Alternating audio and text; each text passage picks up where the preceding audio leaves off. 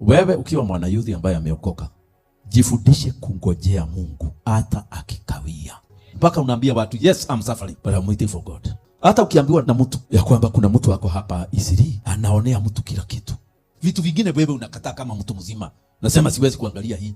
Young men, hapana cheza na wanawake wameolewa. Kuna wanawake wengi wa wenyewe wameboeka na ndoa zao, na wengine wamewashwa. Mose alienda ng'ambo miaka 20. Sasa anakuona, anaona kama ameona Mose yake. Angalia maisha yako.